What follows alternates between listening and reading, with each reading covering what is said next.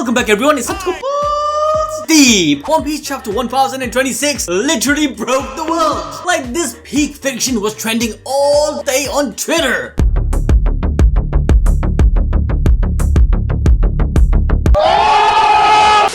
And for good reasons. Let's not forget what happened in the last chapter, right?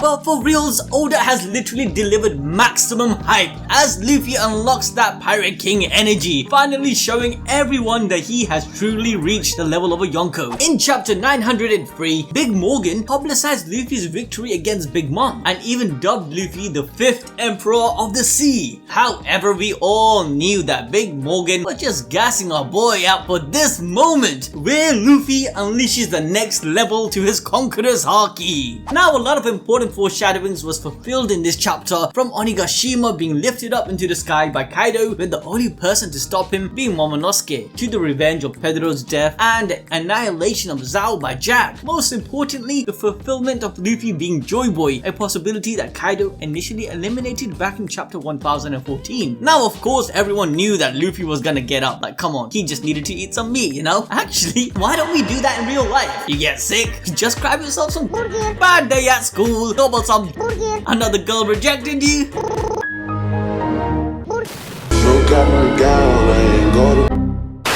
Okay, so starting off the chapter, we come back to the flower capital of Wano, where everyone is enjoying the festival and having a good time. We see Hitetsu and Toko in the parade thinking back to when Otama left for Onigashima with speed. Even though Hitetsu was concerned for Otama's safety, her presence did actually change the course of the battle against Kaido's army. I can't lie, this little girl is literally the MVP. But straight up, some of you guys are taking the piss, as I read some mad theories that Otama's dango will make Kaido into her sim. Bruh. Yes, I know she can use her devil fruit with Zoans, but Kaido ate a mythical Zoan fruit, and like all devil fruits and abilities, it can be negated with strong Haki. The reason Law wasn't able to use shambles on Big Mom and Kaido was because their Haki was way too strong, stronger than his. Coming back to the chapter, as we pan up to the sky, we see a small shadow of Onigashima which is flying to crash on top of the capital. However, because of the clouds, no one seems to notice it. Oh, and if you lot are lost thinking, how the frick is this island floating above the clouds? Well, one of Kaido's ability is to conjure flame clouds, which allows Kaido to travel through the air by using them as footholds. In fact, Kaido's dragon arms usually are encircled by these fire-looking rings, which may be a form of these clouds helping him to fly more effectively through the air. In chapter 997, Yamato points out that these flame clouds not only allows him to fly, but also can lift other objects into the air where Kaido can move them however he wishes. So basically, my guy used these clouds to lift up an entire island with the objective of crash landing it into the capital of Wano. Weirdly enough, this application of Kaido's ability to other objects seems like an awakening of the devil fruit, but it's actually not, as he isn't really infusing the properties of his devil fruit into his surroundings or other objects. And there's also the fact that devil fruit's awakening is kind of subjective to the type of devil fruit. For instance, Paramecia and Zoans more than likely have a different form of awakening. Anyways, we then cut atop the floating island where one of Kaido's soldiers is watching the battle on the roof, informing the whole castle with his amplified voice on the happenings of the fight. He dictates that Yamato is now all alone on the roof injured. Kaido-sama has taken flight and is being challenged by none other than Luffy and the pink dragon Momonosuke. As we come to the rooftop, Yamato is still in shock seeing another dragon, but remembers how Momonosuke cried about not being able to help anyone due to him being a child. He wished that if he were a monster like Kaido, he could be useful. Yamato thinking back to this moment is quite poetic, as in the last chapter, she was being beaten down by her father, not just physically, but shattering her ambitions too. Kaido said she was an Oni, a demon, a monster, and she should embrace her nature. However, here, Momonosuke proves that even if you are a monster, you can still be useful, reaffirming her belief that she is Odin the samurai and that she can break free of the shackles of her namesake. Kaido is then seen about to use his Boro breath. Luffy then tells Momonosuke as if he's a Pokemon to counter it with his own Boro breath, but Momonosuke ain't the right level for this moveset. Momo dodges out of the way from the fire breath by a hair's length. Luffy, without wasting any time, tells him to bite Kaido, as he himself instantly Luffy turns gear 4,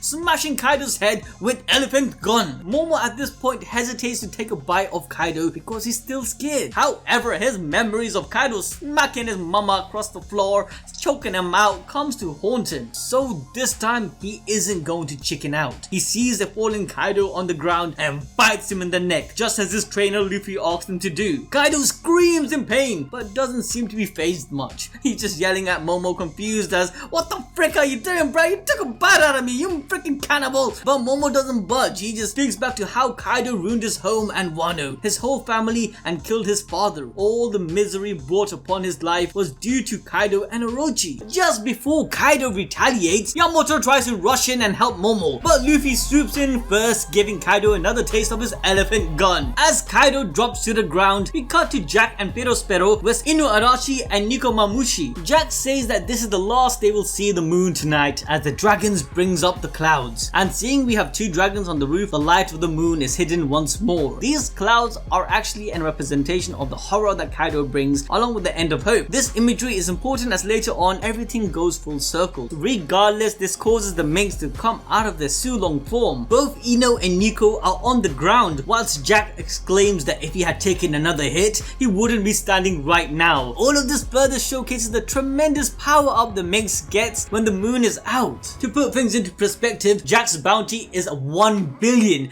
and Perospero's bounty is 700 million. As things are looking grim, cutting to the rest of the battlefield with the samurais continuing on the battle with the Peace Pirates, Luffy is then heard all around the castle, hyping up our boy Momo that he just bit one of the Yonkos. Kaido, who has the title of the strongest creature, after accomplishing such a feat, nothing should feel scary anymore. He tells Momo to fly and stop Onigashima from crashing into Wano. All of this is the completion of the foreshadowing we saw earlier on. We knew Momo could produce these clouds the moment he was first introduced, the very flame clouds that Kaido is using to lift up Onigashima, and because of the Devil Fruit he ate has the same lineage factor as Kaido, Momonosuke should be able to do the same and produce these clouds, controlling Onigashima to a safe landing. But Momonosuke is scared and replies with a big no. But for reals guys, Luffy is so big brain, he's trying to make Momo confident enough to stop Onigashima from flying and make Momo become the pilot of Wano's fate. Luffy in fact is one of the most introspective characters in the series. By having the natural understanding of others, he's able to motivate them in a way where they can succeed in life, just like we've seen time and time again, in the beginning with Kobe all the way to now in the Wano arc with Momo. With that, Luffy then yells out that he will definitely defeat Kaido as the whole of Onigashima hears this. Their morale gets an instant boost. We see the samurais cheering with a glimmer of hope that they might actually win this war. We also see Big Mom laughing at Luffy's claim, Law wondering where Luffy was all this time. Otama is so happy to hear both are good in spirit. The Straw Hats hyped to see the trust in Luffy paid off. Even Kid is seen telling Luffy that he better defeat Kaido. All of this is just showcases how much everyone depends and believes in Luffy. All of this is a foreshadowing to Luffy's role as the Pirate King. But let's not forget what even Whitebeard or even Mihawk said about Luffy on how he has the power to bring people towards him. Kid is literally a reminder of this, as this is a stark change from how before the war and meeting Luffy he never wanted to trust another pirate. Kid only trusted Killer and his crewmates. He was even against the idea of the alliance with Apu and Hawkins, but Killer convinced him to hear them out. But let's be honest, he was right in his caution, as it was all a plan by Kaido to try and recruit more strong fighters to his crew. However, after fighting alongside Luffy, Law, Zoro, he seems to have come around and believes in Luffy enough for him to entrust the task of handling Kaido, as he and Law tries to take care of Big Mom. Now, as we go back to the epic fight at the rooftop, Kaido shifts into his hybrid form, jumping on top of Luffy, drawing out his cannonball, asking Luffy if he really thinks he has a chance against him, to which Luffy replies saying that as long as he still is breathing, anything can happen. I feel as though this is also a slap back to 1014, where Kaido suggested that Luffy cannot be Joy Boy because he's dead. However, now knowing he is alive, I wonder what he's thinking. It's possible that after Kaido is defeated, we'll learn more about his knowledge on Joy Boy. But coming back to their fight, they then clash with a big flash of Haki, but this time they aren't even connecting. Just like we saw with Roger and Whitebeard's clash in Odin's flashback where the weapons wouldn't even connect.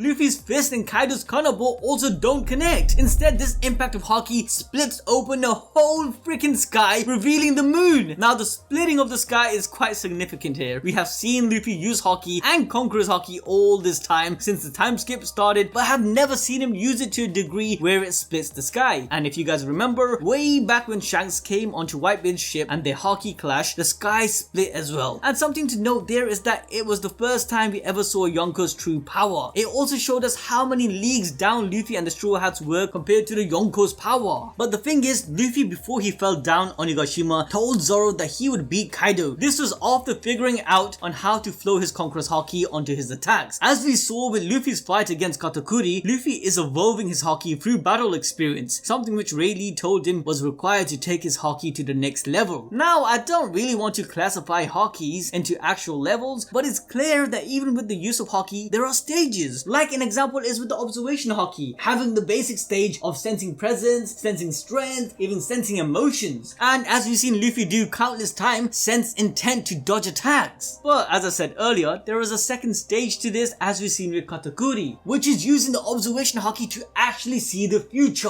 With the ornament Haki, the basic stage is to make an invisible armor around the body and either be used defensively or offensively to the point of even injuring a Devil Fruit user such as the Logia. But in Wano we learned there is a second stage to this known as the emission of the ornament Haki that allows the power to flow out from the body and then be unleashed as an invisible force of attack. And now with that same concept, there is a second stage to the Conqueror's Haki, similar to the ornament Haki, can be flown out and used as an attack. It now seems Luffy has mastered this second stage. Luffy now using the Conqueror's Haki just like his predecessors like Roger, Odin and Whitebeard, and now here against Kaido, Luffy has split the sky, symbolizing and solidifying his place as the 5th Emperor. This sky split is proof that he can hang with the big dogs now. He is Emperor level. Not only this, but the sky splitting and revealing the moonlight is also a metaphor for Luffy shining a light upon Wano. Wano, which has been clouded by the dragon clouds for 20 years, is finally being bathed in the moonlight just as Toki said. Luffy is opening up the eyes of the Wano people to the dangers and horrors of Kaido and Orochi, where now since the clouds are gone, they will see the looming doom of Onigashima hurling towards them. The fake peace and happiness of the capital will vanish and they will be forced to accept the terror of the beast pirates and the Korozumi. Now with the moon shining once more, Nico Mamushi and Ino Arashi gets into their Sulong form again, where then they easily smashed both Perospero and Jack, defeating both of them for good. This victory by these two is the first step for this battle to be won. Now as all of this is happening, the biggest rat makes his appearance. Orochi finds out about Jack dropping but says that it's not his problem anymore, hinting at the fact that he is up to something with the CP0. It's likely that he has done a deal with CP0 to keep himself safe, not caring about the results of the war. It's likely something to do with giving the government information on Wano's technique of using the Sea Prism Stone. As we know, Wano's masons are skilled enough to turn Sea Prism Stones into bullets. It could even be something relating to destroying the Poneglyphs. As we know, the Kozuki clan of Wano are the ones who created them. Luffy will end up defeating Kaido in this 1v1 battle. Kaido, even as broken as he is, had fought the Red Scabbards and the coalition which included Luffy, Law, Kid, Killer and Zoro. Then after taking blows after blows, stabbed up and cut up, Kaido continued on fighting Yamato. Out of everyone, Kaido took the biggest toll. And even though having Momo bite him wasn't really to make a difference in the fight, but to help Momo overcome his fear, it still left a damage. Now we have Luffy who's pretty much recovered thanks to his secret technique healing through eating meat. Luffy won't lose. Momo will be successful in using his own flame clouds to stop the fall of Onigashima and finally take reign over his country. Remember guys, Wano is a parallel to Dressrosa and Alabasta. And if you guys remember, at the end of those arcs, after Luffy rescued the country from his tyrannical rule and lifted the true leader into power, he moves on. But we always have the Marines or the world government intervene. We know the Cyberpods are already involved. Likely we are going to see Rob Lucci at the end of this arc. Remember, Wano is not an ally to the world government, so their intervention will be behind the scenes. Regardless, Luffy will take Wano as his territory as an official Yonko. Momo will stay to rule and once again bring Wano to his peak. Yamato will join the Straw Hats as an honorary member of fulfilling her destiny to be free. There are many signs of Yamato being the next honorary member, not just her paralleling Odin's trip with Roger to Laugh Tale, but even in the animes the directors were sprinkling a little bit of clues here and there. Let me know what you lot think in the comment section below. Make sure to smash that like button so we continue dropping out these chapter reviews, and ding that notification bell so you are updated in all our content. With that, I'll catch you guys next time.